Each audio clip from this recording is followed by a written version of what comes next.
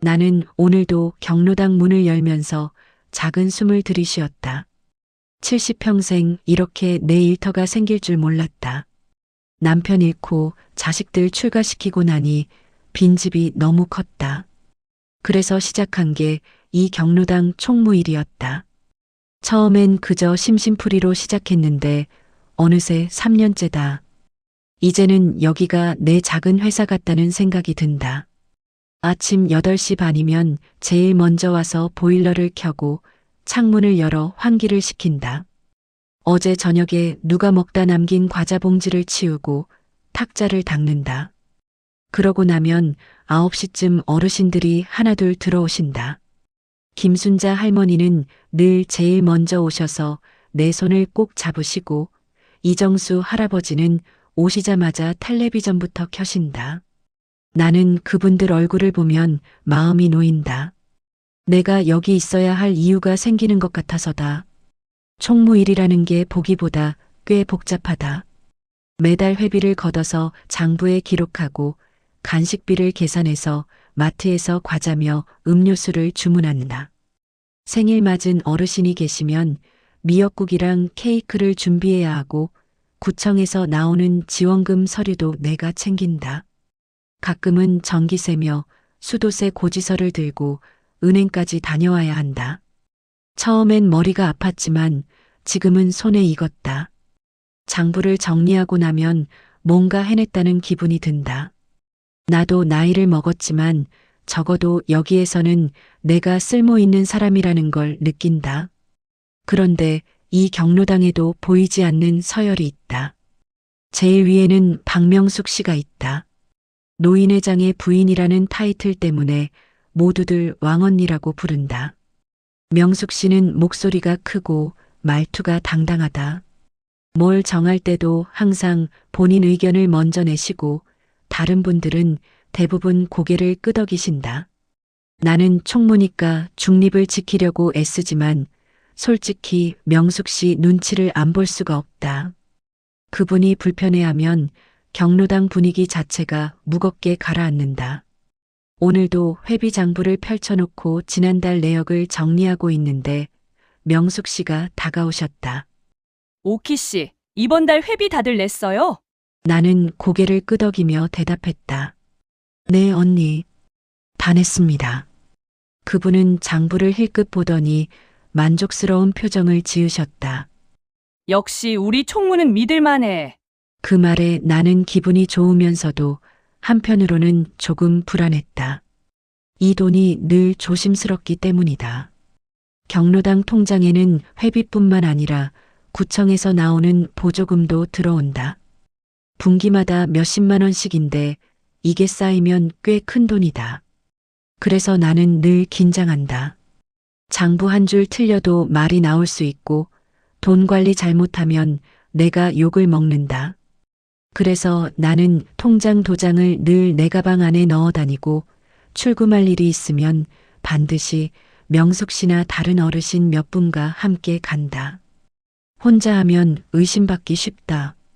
나이 들수록 사람들은 의심이 많아진다. 나도 그렇고 여기 계신 분들도 그렇다. 점심때쯤 되자 어르신들이 도란도란 모여 앉아 이야기를 나누셨다. 오늘은 누구네 며느리가 어떻고 어느 집 손자가 대학에 붙었다는 소식이 오갔다. 나는 부엌에서 보리차를 끓이면서 그 소리를 들었다. 평화롭다는 생각이 들었다. 그런데 명숙 씨가 갑자기 큰 소리로 말씀하셨다.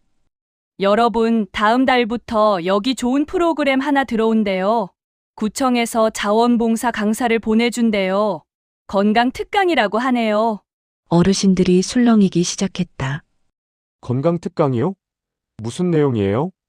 명숙 씨는 자랑스러운 얼굴로 말을 이었다. 은퇴한 선생님이 오신대요.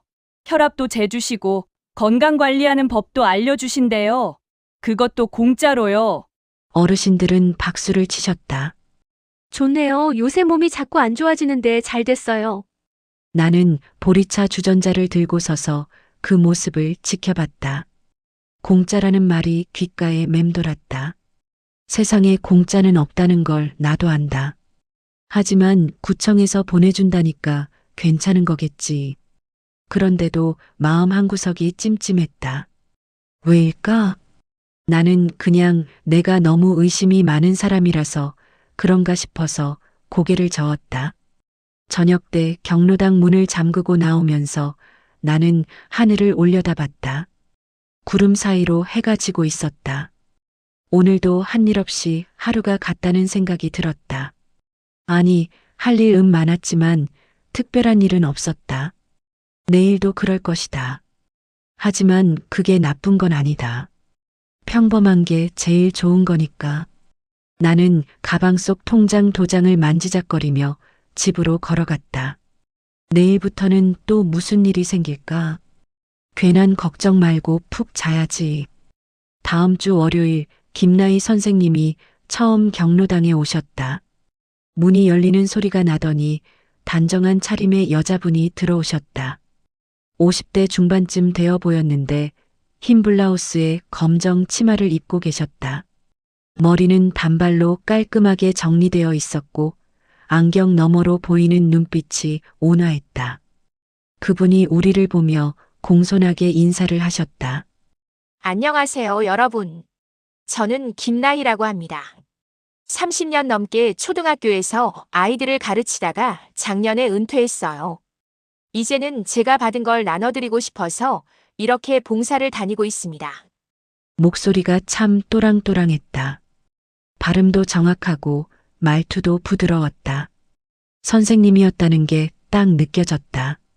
명숙 씨가 앞장서서 자리를 권하며 말했다.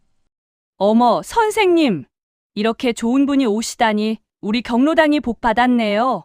라이 선생님은 겸손하게 손사래를 치셨다. 아니에요. 제가 배우러 왔습니다. 어르신들 뵙고 인생 공부를 해야죠. 그날 첫 강의는 혈압 관리에 관한 이야기였다. 라이 선생님은 준비해온 자료를 나눠주시고 하나하나 설명해 주셨다. 염분 섭취를 줄이는 법, 걷기 운동의 중요성, 스트레스 관리하는 방법까지. 어르신들은 고개를 끄덕이며 열심히 들으셨다. 중간중간 질문도 나왔다. 선생님, 저는 무릎이 아픈데 걷기 운동을 어떻게 해요? 그러면 라이 선생님은 그분 이름을 부르며 대답하셨다. 순자 할머니, 무릎이 아프시면 물속에서 걷기 운동을 해보세요. 수영장 얕은 곳에서 천천히 걸으시면 무릎에 무리가 안 가요. 나는 뒤에서 그 모습을 지켜보며 감탄했다. 벌써 어르신들 이름을 다 외우셨나? 첫날인데도 한 분 한 분을 챙기는 모습이 예사롭지 않았다. 강의가 끝나고 나서 라이 선생님은 혈압계를 꺼내셨다. 오늘은 제가 간단하게 혈압 체크를 해드릴게요. 한 분씩 오세요. 어르신들이 줄을 서기 시작했다. 라이 선생님은 한 분씩 앉히시고 정성스럽게 혈압을 재주셨다. 혈압이 높으신 분에게는 조심하라고 말씀하시고 낮으신 분에게는 괜찮다고 안심시켜 주셨다. 그 모습을 보면서 명숙 씨가 내 옆에 다가와 속삭였다. 오키 씨, 저 선생님 진짜 천사 아니에요? 세상에 이런 분이 다 있네. 나도 고개를 끄덕였다. 맞아요, 언니. 참 좋은 분이네요. 그날 이후로 라이 선생님은 매주 월요일 오전에 오셨다. 두 번째 강의는 당뇨 관리, 세 번째 강의는 치매 예방이었다. 매번 새로운 주제로 유익한 이야기를 들려주셨다. 어르신들은 선생님이 오시는 날만 기다렸다. 월요일 아침이면 평소보다 일찍 나오시는 분들도 계셨다. 경로당 분위기가 확 달라졌다. 뭔가 배우는 게 있으니까 사람들이 활기차 보였다. 그런데 네 번째 강의 때였다. 라이 선생님이 강의를 마치고 나서 말씀하셨다. 여러분, 오늘은 제가 특별히 좋은 소식을 하나 가져왔어요. 제가 봉사활동을 하고 있는 건강 모임이 있는데요. 거기서 어르신들께 영양제를 무료로 나눠드린다고 해요. 면역력에 좋은 성분이 들어있는 건데 병원에서도 권하는 거예요. 어르신들의 눈빛이 반짝였다. 공짜로요? 그럼 우리도 받을 수 있어요? 라이 선생님은 웃으며 고개를 끄덕이셨다. 물론이죠. 제가 신청해 드릴게요. 다만 수량이 한정되어 있어서 먼저 신청하신 분들만 받을 수 있어요. 명숙 씨가 벌떡 일어나셨다. 선생님, 저 신청할래요. 우리 집 영감도 면역력이 약해서 자꾸 감기 걸리거든요. 라이 선생님은 명숙 씨의 이름을 적으시고 다른 어르신들도 신청하시겠냐고 물으셨다. 여기저기서 손이 올라갔다. 저도요. 저도요. 나는 뒤에서 그 모습을 보며 묘한 기분이 들었다. 공짜라는 말이 또 나왔다. 세상에 그냥 주는 게 어디 있나? 그런데 구청에서 보낸 선생님이니까 믿을 만하겠지. 나는 속으로 생각을 정리하려고 애썼다. 강의가 끝나고 어르신들이 하나 둘 집으로 돌아가셨다. 나는 탁자를 닦으며 라이 선생님을 힐끗 쳐다봤다. 선생님은 가방을 정리하시면서 나를 보며 미소 지으셨다. 총무님, 오늘도 수고 많으셨어요. 저도 총무님처럼 꼼꼼한 분이 계셔서 마음이 놓여요. 갑자기 내 이름을 부르시니까 가슴이 철렁했다. 아니에요, 제가 뭐려. 그냥 제 일하는 거죠. 라이 선생님은 내 손을 가볍게 잡으셨다. 아니에요. 총무님이 있어서 이 경로당이 이렇게 잘 돌아가는 거예요. 앞으로 저랑 좋은 일 많이 함께 해요. 그 말에 나는 어색하게 웃었다. 네, 선생님. 그런데 속으로는 이상한 느낌이 들었다. 왜 나를 유난히 챙기시는 걸까? 다른 어르신들보다 나한테 더 관심을 보이시는 것 같았다. 그날 저녁 집에 돌아와서 나는 거울 앞에 섰다. 늙은 내 얼굴을 보며 생각했다. 내가 너무 의심이 많은 건가? 저렇게 좋은 분한테 괜한 오해를 하는 건 아닐까?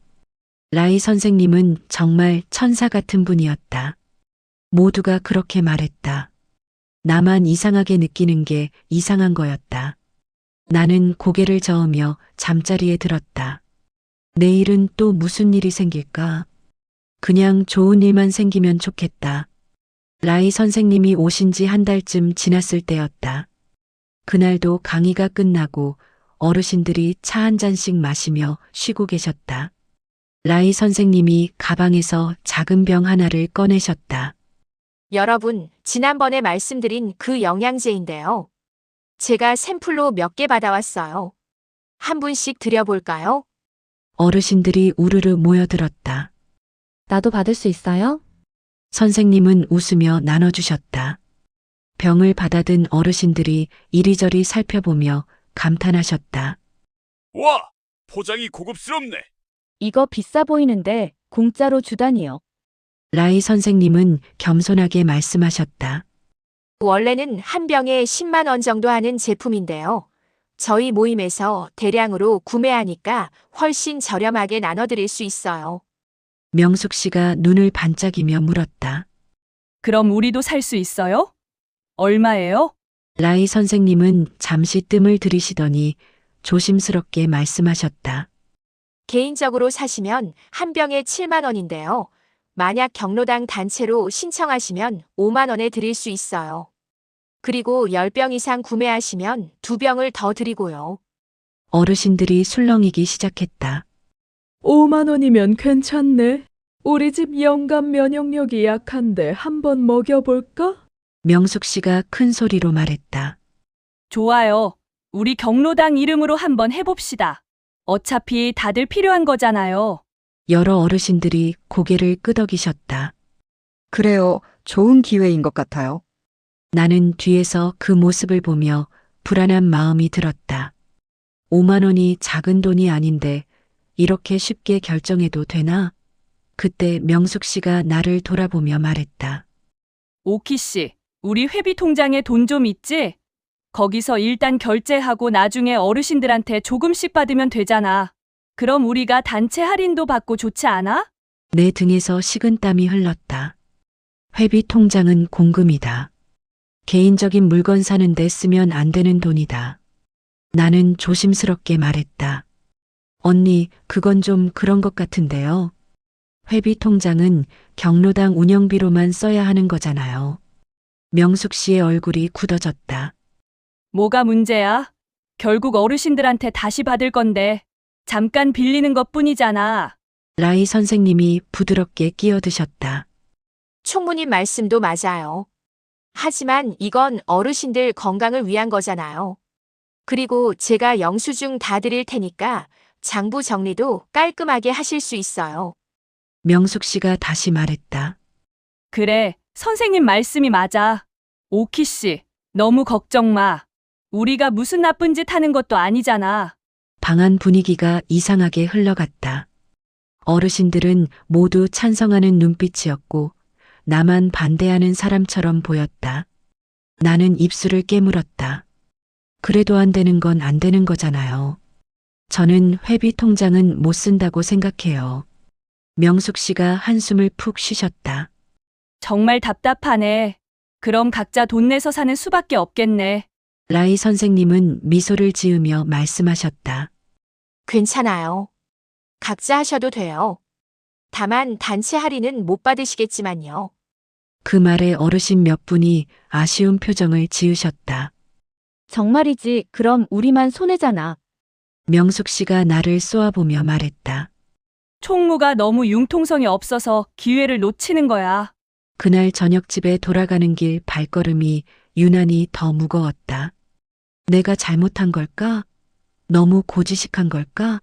하지만 회비 통장은 정말 함부로 쓰면 안 되는 돈이다.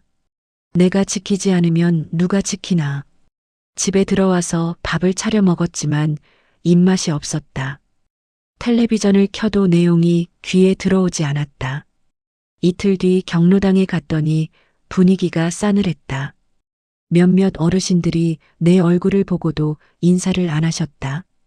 명숙 씨는 아예 나를 쳐다보지도 않으셨다. 나는 가슴이 철렁했다. 무슨 일이 있나? 점심때쯤 김순자 할머니가 조용히 다가와 속삭이셨다. 오키야, 요새 분위기가 안 좋아. 사람들이 내가 기회를 막았다고 수군대더라. 내 손이 떨렸다. 나는 그저 옳은 일을 하려고 했을 뿐인데. 그런데 왜 내가 나쁜 사람이 되는 거지? 순자 할머니가 내 손을 잡아주셨다.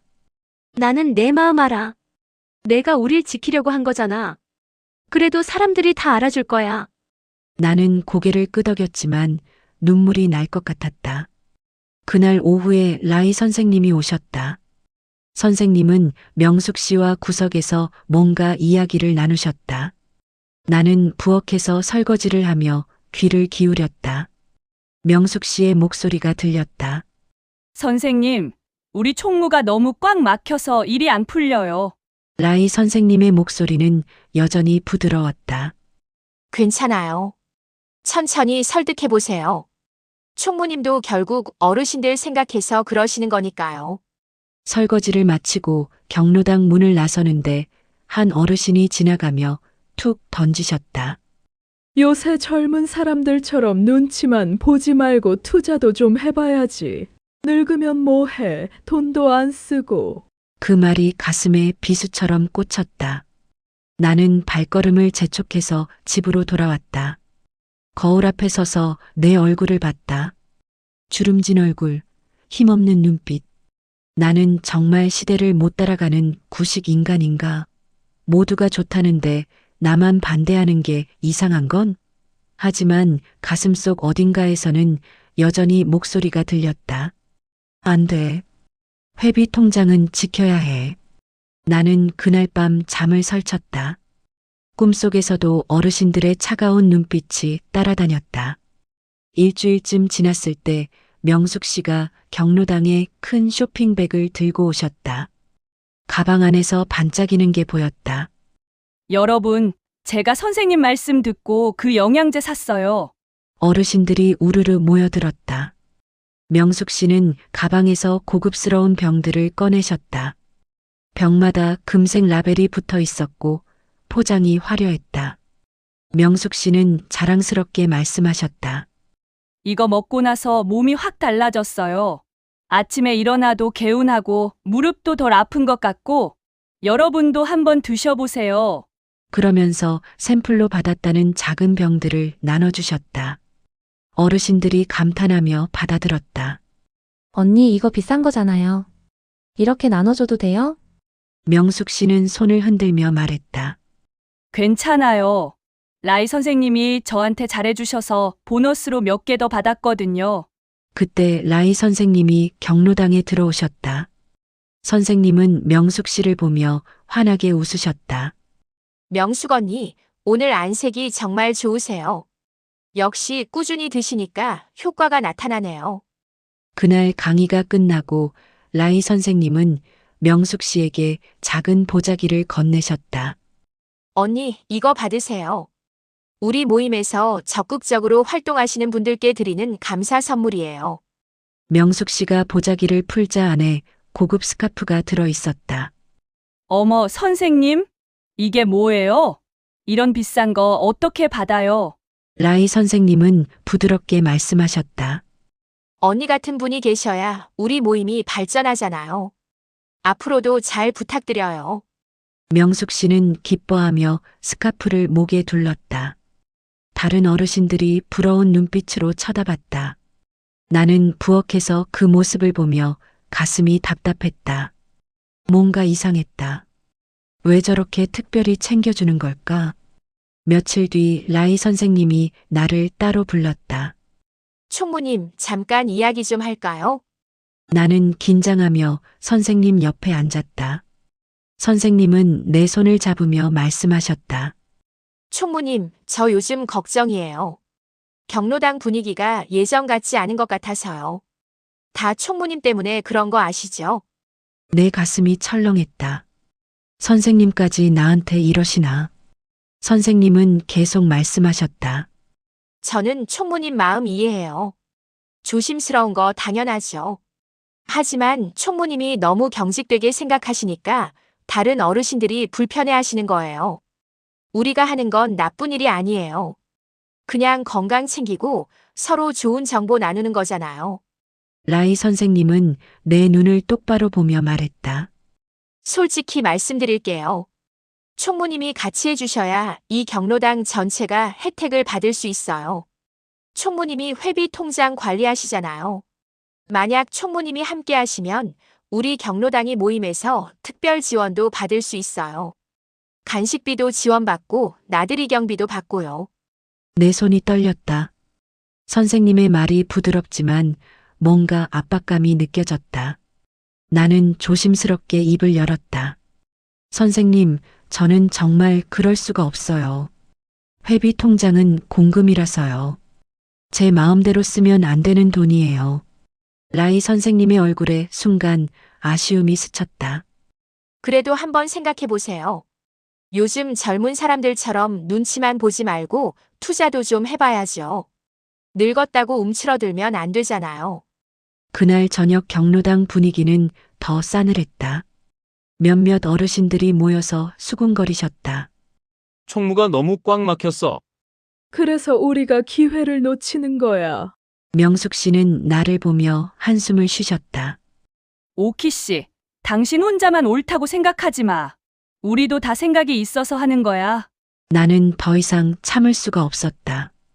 목소리를 조금 높여 말했다. 언니, 저는 여러분 돈을 지키려고 하는 거예요. 회비 통장은 함부로 쓰면 안 되는 거라고요. 명숙 씨가 코웃음을 쳤다. 지키긴 뭘 지켜. 당신만 이기적인 거지. 우리는 다 같이 좋은 일 하자는 건데 당신 혼자 발목 잡고 있잖아. 그 말에 가슴이 무너졌다. 나는 이기적인 사람이 아니다. 나는 그저 옳은 일을 하려고 했을 뿐이다. 그런데 왜 내가 이렇게 몰리는 거지? 다른 어르신들도 나를 보는 눈빛이 차가웠다. 평소에 친하게 지내던 분들조차 고개를 돌렸다. 나는 가방을 들고 경로당을 나왔다. 뒤에서 누군가의 목소리가 들렸다. 저러니까 혼자 사는 거지. 집으로 돌아오는 길에 눈물이 났다. 나는 평생 성실하게 살아왔다. 남한테 피해주지 않으려고 애썼고 내 일은 책임지고 했다. 그런데 이제 와서 이기적인 사람이라는 말을 들어야 하나? 집에 도착해서 거울 앞에 섰다. 늙고 지친 내 얼굴이 보였다. 눈가에 주름이 깊게 패여 있었고 입꼬리는 처져 있었다. 나는 스스로에게 물었다. 내가 정말 시대를 못 따라가는 구식 인간인가? 모두가 하는데 나만 안 하는 게 잘못된 건가? 하지만 가방 속에 든 통장 도장을 만지작거리며 다짐했다. 아니야. 나는 틀리지 않았어. 회비 통장은 끝까지 지켜야 해. 그게 내 책임이야. 그날 밤 나는 통장 도장을 베개 밑에 넣고 잠들었다. 꿈속에서도 어르신들의 차가운 눈빛이 따라다녔다. 이기적인 총무, 꽉 막힌 사람. 그런 말들이 귓가에 맴돌았다. 아침에 일어났을 때 베개가 눈물로 젖어 있었다.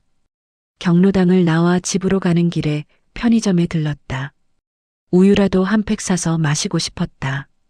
그런데 편의점 앞에서 낯익은 사람을 봤다. 경로당에 가끔 오던 그 조용한 젊은이였다. 혈압이랑 혈당 재주던 사람. 이름이 뭐였더라? 황도윤이라고 했나? 도윤 씨는 편의점 앞 벤치에 앉아서 뭔가를 들여다보고 있었다. 가까이 가보니 라이 선생님이 나눠준 전단지였다. 그 화려한 건강식품 광고지. 도윤 씨는 전단지를 꼼꼼히 보며 작은 수첩에 뭔가를 적고 있었다. 나는 그냥 지나치려다가 발걸음을 멈췄다. 왜인지 말을 걸고 싶었다. 도윤 씨, 여기서 뭐 하세요? 도윤 씨가 고개를 들어 나를 봤다.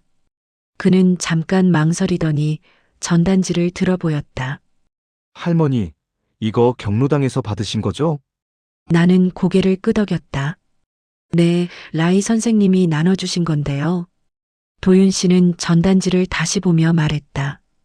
저 이런 거 좀 아는 사람이거든요. 근데 이 구조가 좀 이상해요. 내 가슴이 쿵 내려앉았다. 이상하다니. 뭐가 이상한 거지? 도윤 씨는 수첩을 펼쳐 보이며 설명하기 시작했다. 여기 보세요. 이 제품 가격이 10만 원이라고 하죠? 근데 단체로 사면 5만 원이 된다고 하잖아요. 그리고 사람을 소개하면 또 할인을 해준다고 하고요. 도윤 씨는 간단한 그림을 그리기 시작했다. 제일 위에 원 하나를 그리고 그 밑에 여러 개의 원을 그렸다. 이게 전형적인 다단계 구조예요. 위에 있는 사람은 밑에 사람들이 돈을 낼 때마다 수당을 받아요. 밑에 사람은 계속 새 사람을 끌어들여야 본전을 찾을 수 있고요. 나는 목이 메었다. 다단계라니. 그럼 라이 선생님이 우리를. 도윤 씨는 조심스럽게 말을 이었다.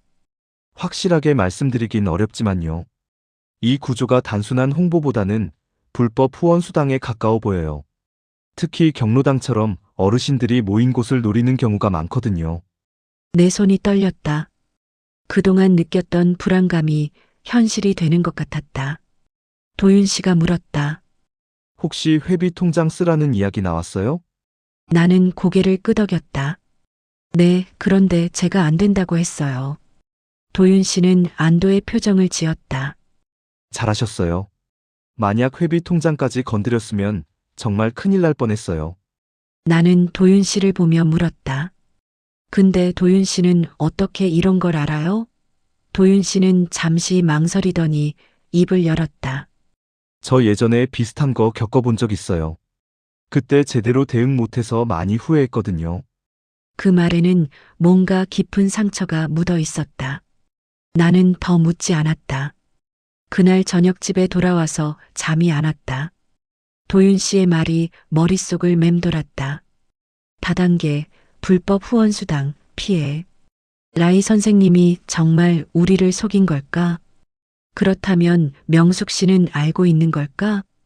나는 이불을 뒤집어 쓰고 생각했다. 내일 경로당에 가서 뭐라고 말해야 하나? 다음 날 아침 일찍 경로당에 갔다. 명숙 씨가 벌써 와 계셨다. 그런데 뭔가 분위기가 이상했다. 명숙 씨는 구석 의자에 앉아서 고개를 숙이고 계셨다. 평소의 당당한 모습이 아니었다. 나는 조심스럽게 다가갔다. 언니, 괜찮으세요? 명숙 씨가 고개를 들었다. 눈이 충혈되어 있었다. 밤새 울었나 보다. 명숙 씨는 한숨을 길게 쉬며 말했다. 오키야, 나 미안해. 내가 너무 심하게 대했지. 나는 의자를 끌어앉으며 물었다. 무슨 일 있으세요? 명 씨는 떨리는 목소리로 말하기 시작했다. 우리 영감이 빚이 있어. 친구 보증을 잘못 썼다가 3천만 원이 넘는 빚을 떠안았어. 애들한테는 말 못해. 그것들도 다 형편이 어려운데 부모 빚까지 짊어지게 할 순 없잖아. 내 눈시울이 뜨거워졌다. 언니가 그런 사정이 있었구나. 명숙 씨는 계속 말했다. 라이 선생님이 처음 왔을 때 나한테 따로 찾아왔어. 내가 노인회장 부인이니까 영향력이 있다면서. 내가 앞장서서 어르신들 끌어들이면 수당을 준다고 했어. 한 명당 얼마씩. 그 돈으로 빚을 조금이라도 갚을 수 있을 것 같았어. 나는 가슴이 먹먹했다. 명숙 씨도 피해자였구나. 아니, 피해자이면서 가해자가 된 거구나. 명숙 씨가 눈물을 닦으며 말했다. 근데 요새 잠이 안 와. 내가 이 사람들한테 무슨 짓을 하는 건가 싶어서. 나도 알아. 이게 옳지 않다는 거. 근데 우리는 너무 절박해. 그때 경로당 문이 열리며 라이 선생님이 들어오셨다. 선생님은 우리 둘을 보더니 잠깐 표정이 굳어졌다. 하지만 곧 미소를 지으며 인사하셨다. 아침부터 두 분이 일찍 오셨네요. 명숙 씨는 고개를 숙였고 나는 라이 선생님을 똑바로 쳐다봤다. 선생님, 우리 이야기 좀 해야 할 것 같아요. 라이 선생님의 미소가 조금 어색해졌다. 무슨 이야기요? 나는 가방에서 도윤 씨가 그려준 그림을 꺼냈다. 이게 뭔지 설명해 주시겠어요? 선생님의 얼굴이 순간 창백해졌다. 밖에서 어르신들이 들어오는 소리가 들렸다. 오늘은 긴 하루가 될 것 같았다. 일주일 뒤 라이 선생님이 경로당에서 큰 설명회를 연다고 했다. 건강 모임에 정식으로 가입하는 절차를 안내한다면서 나는 도윤 씨한테 전화를 걸었다. 도윤 씨, 오늘 경로당에 와주실 수 있어요? 좀 이상한 일이 벌어질 것 같아서요. 도윤 씨는 잠깐 망설이더니 알겠다고 했다. 오후 2시쯤 되자 경로당에 어르신들이 가득 모였다. 평소보다 훨씬 많은 사람들이 왔다. 다른 경로당 어르신들까지 오셨다. 라이 선생님은 앞에 화려한 현수막을 걸어놨다. 건강백세 행복동행이라는 문구가 큼지막하게 써 있었다. 탁자 위에는 신청서와 카드 단말기까지 준비되어 있었다. 라이 선생님이 환하게 웃으며 시작했다. 여러분, 오늘 좋은 소식을 가지고 왔어요. 우리 모임에 가입하시면 건강식품을 평생 할인받으실 수 있고 정기 건강검진도 무료로 받으실 수 있어요. 게다가 지인을 소개하시면 소개비도 드려요. 한 분당 2만 원씩이요. 어르신들의 눈빛이 반짝였다. 와, 그럼 우리도 돈을 벌 수 있다는 거예요? 라이 선생님은 고개를 끄덕이며 말했다. 물론이죠. 여러분도 이제 건강도 챙기고 용돈도 버실 수 있어요. 가입비는 30만 원인데 오늘 가입하시는 분들은 특별히 20만 원만 받을게요. 명숙 씨가 벌떡 일어나며 말했다. 여러분, 저는 이미 가입했어요. 정말 좋아요. 몸도 좋아지고 벌써 소개비로 5만 원도 받았어요. 여러분도 빨리 하세요. 어르신 몇 분이 앞으로 나가기 시작했다. 저요? 저도 할래요. 라이 선생님은 신청서를 나눠주며 카드를 받기 시작했다. 나는 뒤에서 그 모습을 보며 손에 땀이 났다. 안 돼. 막아야 해. 그때 경로당 문이 열리며 도윤 씨가 들어왔다. 도윤 씨는 조용히 뒤로 와서 내 옆에 섰다. 저는 잠깐만 지켜볼게요.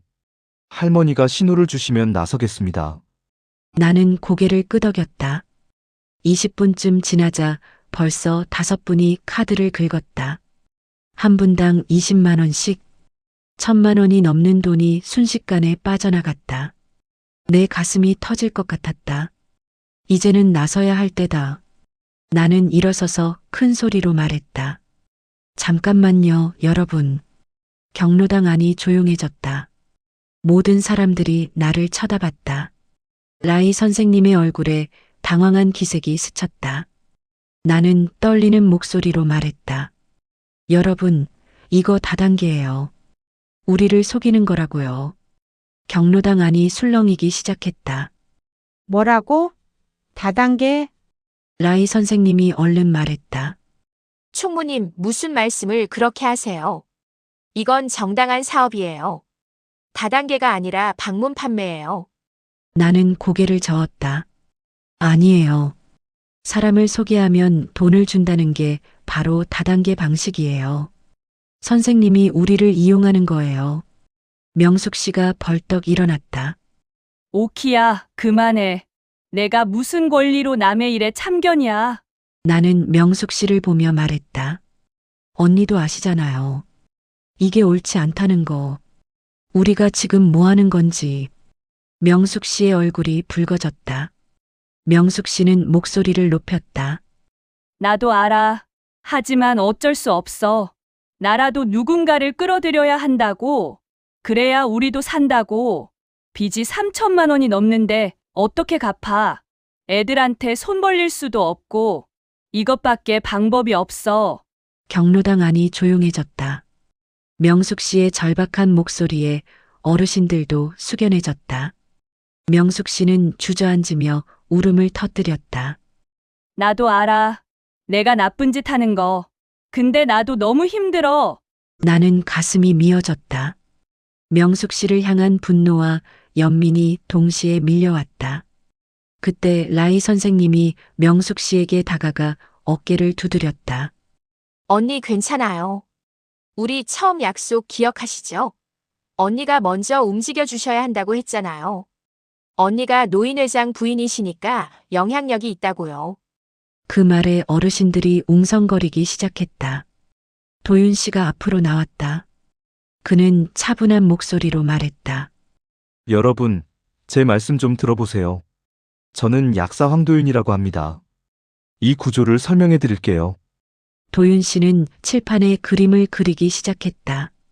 위에 몇 명만 돈을 벌고 밑에 사람들은 계속 손해를 보는 구조라고 설명했다. 도윤 씨는 계속 말했다. 가입비 20만 원에 건강식품까지 사면 한 분당 50만 원은 쓰시게 돼요. 그리고 그 돈을 건지려면 세 사람을 또 끌어들여야 해요. 결국 제일 나중에 들어온 사람들만 손해를 보는 거죠. 어르신들의 얼굴이 굳어지기 시작했다. 라이 선생님의 목소리가 떨렸다. 그건 잘못된 설명이에요. 우리는 정당한 사업을 하는 거예요. 도윤 씨는 서류를 꺼내 보였다. 이건 공정거래위원회 자료예요. 이런 방식은 불법 다단계로 처벌받을 수 있어요. 라이 선생님, 본사 이름 좀 말씀해 주시겠어요? 라이 선생님은 입술을 깨물며 뒷걸음질 쳤다. 경로당 안이 술렁거렸다. 벌써 돈을 낸 어르신들이 소리쳤다. 내 돈 돌려줘요. 나는 안 한다고. 명숙 씨는 바닥에 주저앉아 울고 있었다. 나는 명숙 씨에게 다가가 손을 잡았다. 언니, 이제 그만해요. 우리 같이 이 일 정리해요. 명숙 씨가 눈물 범벅이 된 얼굴로 나를 봤다. 오키야, 나 어떡해. 나는 명숙 씨의 손을 꽉 잡았다. 괜찮아요. 우리 함께 해결해요. 도윤 씨가 다가와 말했다. 소비자보호원에 신고하고 돈 돌려받을 방법을 찾아봅시다. 아직 늦지 않았어요. 라이 선생님은 가방을 챙겨 경로당을 나갔다. 뒤도 돌아보지 않았다. 경로당에는 무거운 침묵만 남았다. 다음 날 오전 나는 도윤 씨가 운영하는 약국을 찾아갔다. 작은 약국이었지만 깔끔하게 정리되어 있었다. 도윤 씨는 나를 보더니 안쪽 상담실로 안내했다. 할머니 앉으세요. 우리 이야기 좀 해야 할 것 같아요. 도윤 씨는 의자를 마주보고 앉으며 입을 열었다. 사실 저도 예전에 비슷한 일을 겪었어요. 3년 전쯤이었죠. 저희 어머니가 다단계에 빠지셨어요. 건강식품 판매였는데 어머니는 친구들한테까지 권하셨어요. 저는 그게 이상하다고 느꼈죠. 도윤 씨의 목소리가 낮아졌다. 저는 그 회사를 조사했어요. 구조를 파헤쳐 보니까 전형적인 불법 다단계였어요. 저는 그걸 신고했어요. 공정거래위원회에, 소비자보호원에. 회사는 결국 제재를 받았고 문을 닫았죠. 나는 물었다. 그럼 잘 된 거 아니에요? 도윤 씨는 쓴웃음을 지었다. 문제는 그 다음이었어요. 동네 사람들이 저를 미워했어요. 어머니 친구분들이 손해를 봤거든요. 이미 쓴 돈이 돌아오지 않으니까 저를 원망했죠. 고발자, 배신자, 그런 소리를 들었어요. 도윤 씨는 창밖을 보며 말을 이었다. 심지어 부모님까지 욕을 들어야 했어요. 아들 잘못 키웠다고, 집안 망신시킨다고. 저는 옳은 일을 했다고 생각했는데 결국 제가 나쁜 사람이 됐어요. 그때 정말 힘들었어요. 약국 문 닫고 다른 동네로 이사까지 왔죠. 내 눈시울이 뜨거워졌다. 도윤 씨도 그런 아픔이 있었구나. 나는 조심스럽게 말했다. 그런데 왜 또 이 일에 나서시는 거예요? 또 상처받으실 수도 있는데. 도윤 씨는 나를 똑바로 보며 말했다. 그때는 혼자였으니까요. 이번엔 할머니가 계시잖아요. 도윤 씨는 책상 위에 서류를 펼쳤다. 할머니, 우리 제대로 해봅시다. 이번엔 증거를 확실하게 모아서 법적으로 대응해요. 그래야 어르신들 돈도 돌려받을 수 있어요.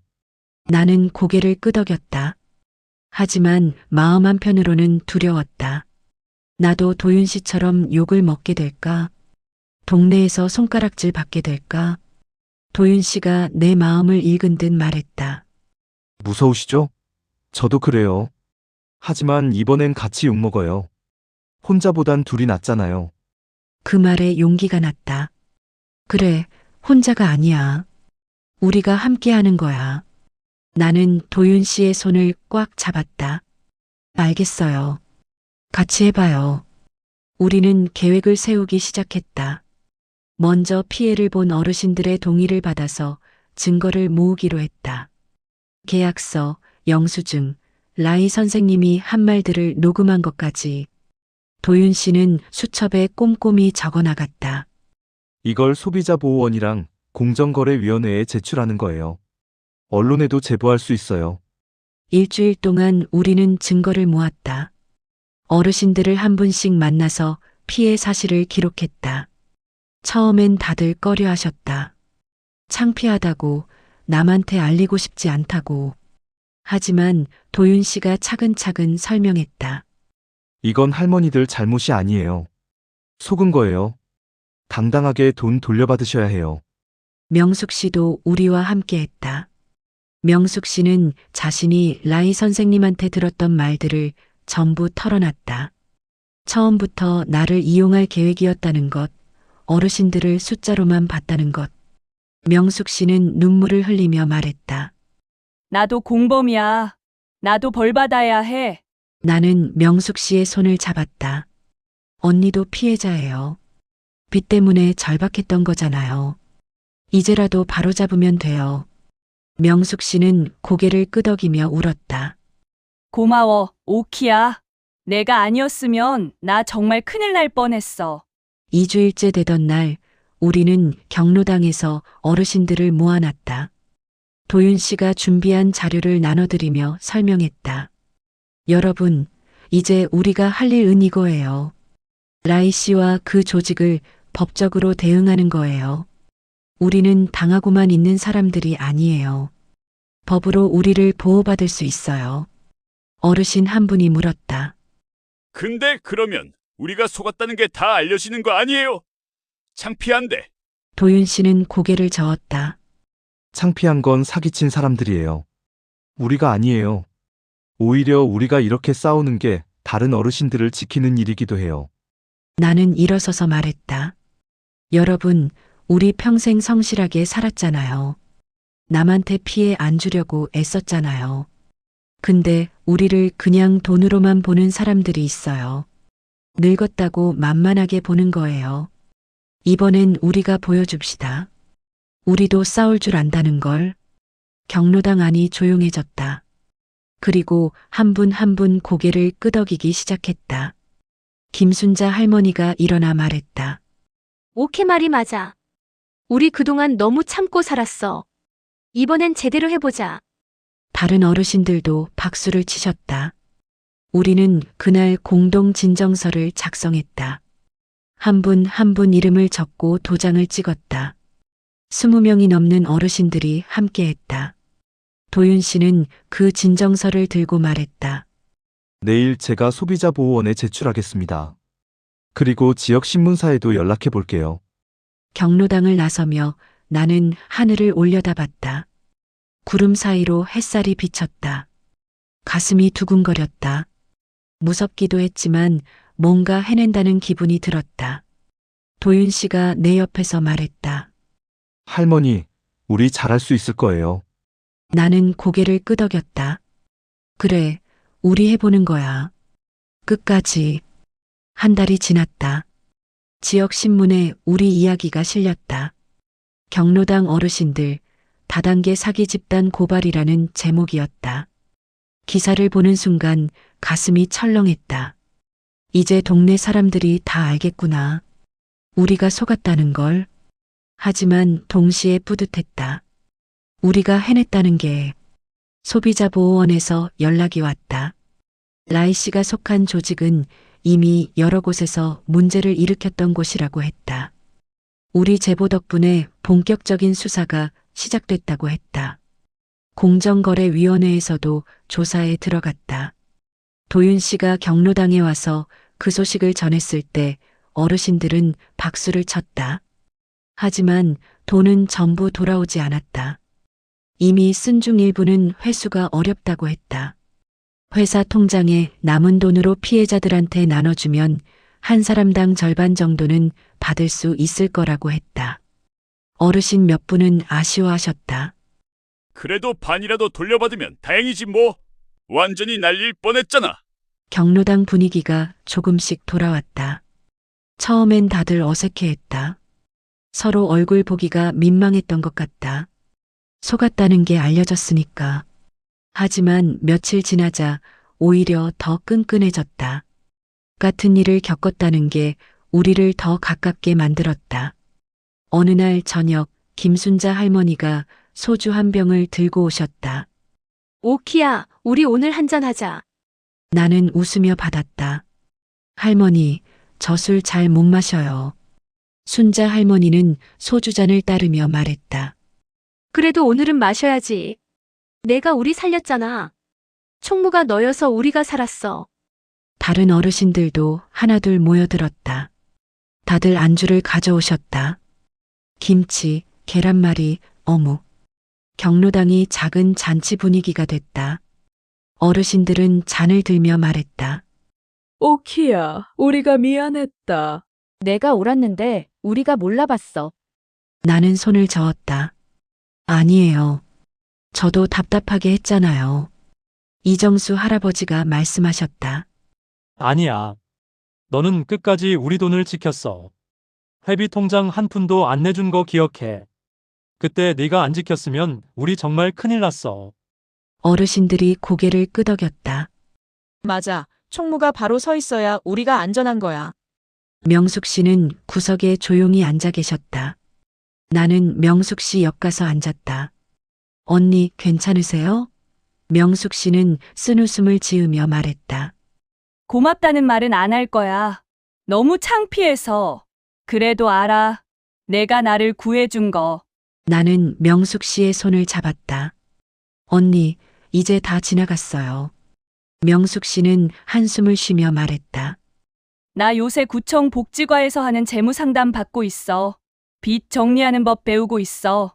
그리고 회계 공부도 시작했어. 나도 이제 장부 좀 볼 줄 알아야겠더라. 내가 너무 몰랐어. 돈에 대해서. 나는 명숙 씨를 보며 미소 지었다. 언니, 잘하고 계세요. 우리 함께 배워가요. 명숙 씨도 어색하게 웃었다. 그래, 이제라도 배우는 거지. 늦었다고 생각하지 말고. 두 사람은 소주잔을 부딪혔다. 서로를 위해 건배했다. 며칠 뒤 도윤 씨가 경로당에 왔다. 손에 큰 종이 한 장을 들고 할머니들, 이거 붙여도 될까요? 종이에는 소비자 피해 상담센터 전화번호가 크게 적혀 있었다. 그 아래엔 금융사기 예방 요령도 적혀 있었다. 어르신들은 고개를 끄덕였다. 그래, 붙여. 다른 사람들도 조심하라고. 도윤 씨는 경로당 벽에 종이를 정성스럽게 붙였다. 제일 잘 보이는 곳에. 그리고 나를 보며 말했다.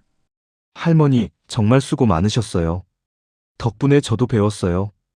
혼자가 아니라 함께하면 이길 수 있다는 거. 나는 도윤 씨의 손을 잡았다. 도윤 씨도 고마워요. 당신이 없었으면 우리 못 해냈어요. 어느 날 오후 새로운 어르신 한 분이 경로당에 오셨다. 이 근처로 이사 왔다며 경로당 가입하고 싶다고 하셨다. 나는 반갑게 맞이했다. 어서 오세요. 여기 편하신 곳이에요. 그분은 회비가 얼마냐고 물었다. 나는 장부를 꺼내 보여드렸다. 한 달에 10,000원이에요. 여기 보세요. 이게 우리 회비 장부고요. 이게 지출 내역이에요. 투명하게 다 기록돼 있어요. 그분은 감탄하며 말했다. 요새 이렇게 꼼꼼하게 관리하는 곳이 드물던데요? 좋네요. 나는 미소 지으며 말했다. 여기는요, 서로 속지 않게 도와주는 동네예요.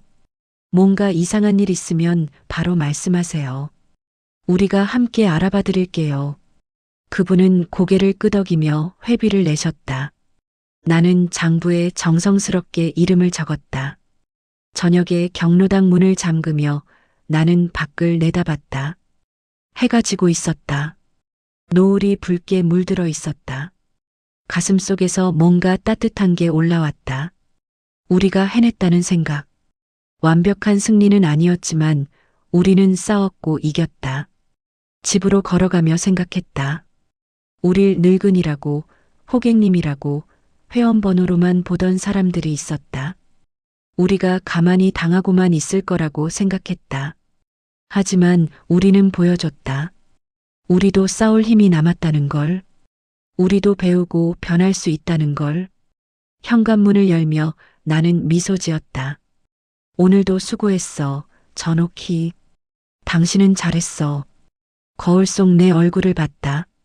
주름은 여전했지만 눈빛만큼은 전보다 단단해 보였다. 나는 더 이상 두렵지 않았다. 무슨 일이 와도 우리는 함께 헤쳐나갈 수 있을 것 같았다. 내일도 모레도 우리는 계속 살아갈 것이다. 당당하게.